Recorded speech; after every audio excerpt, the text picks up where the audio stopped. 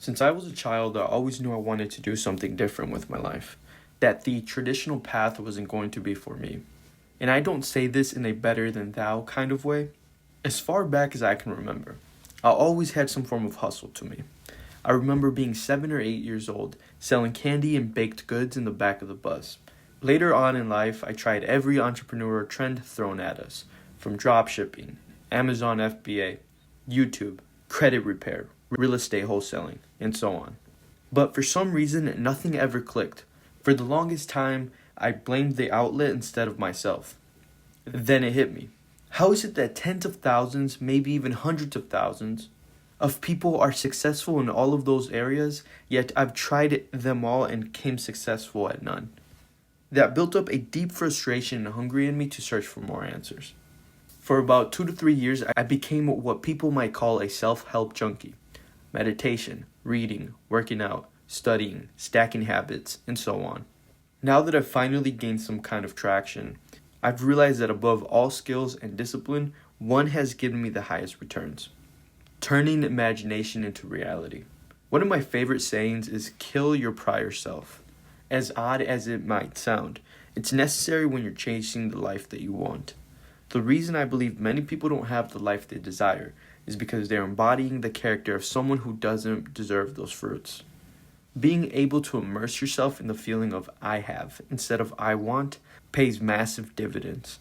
It's about working to bring the future towards me rather than chasing after it. Yes, objectively, I might not have those things right now, but I live within the being that does. I no longer desire it, I have it, I embody it. When I first started learning about manifestation, I came across all the usual stuff. Look at yourself in the mirror and say these 10 affirmations. Visualize your goals 100 times with your eyes closed. Swap weak words for powerful ones, and so on. The one thing that has made the most impact on me is live as if you already have it. We often say, when I have X, Y, or Z, then I'll do this, or I'll become that.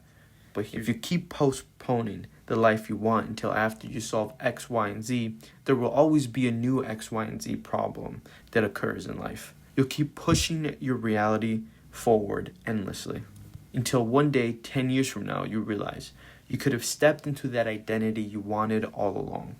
The style, the self-belief, the confidence, all of it could have been yours, but you waited for the external to change instead of fixing what was internal. And I believe that's really the core of manifestation. If I had to put it into my own words, the external world adjusts to what you carry within. But I find that often we block those blessings by living in a mindset that isn't ready to receive them. How can you expect to become a source of abundance if you live in a state of fear? If I constantly operate from loss, scarcity, and penny pinching, I won't even recognize financial opportunities when they come my way. And the crazy part, a lot of us already have what we need. If you suddenly were told that you have 2 months to raise money to fly to another country for a sick family member, you'd find a way. So, what changed? Not your brain, not your IQ, not your body, just the circumstance. But with that same body, you created results you never thought you could. That hunger, that energy, has always been inside of you. We just kept it caged until life forces allows us to unlock it. Here's what I realized. The world we live in runs on polarities, opposites. If there's light, there's dark. If there's rich, there's poor. If there's happy, there's sad. If there's confident, there's insecure.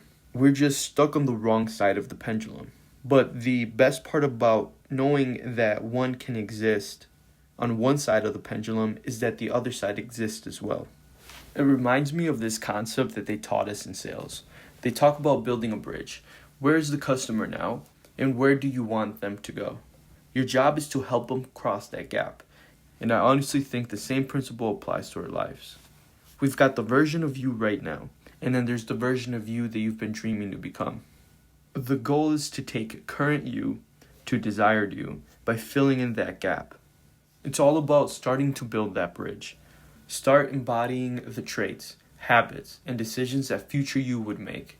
Even if the environmental hasn't changed yet, the minute your identity aligns with your actions, the world starts catching up. If you eat and train like the person you want to become for the next 2 to 3 months, eventually you will become that. And it all starts from the imagination. That's where it all begins.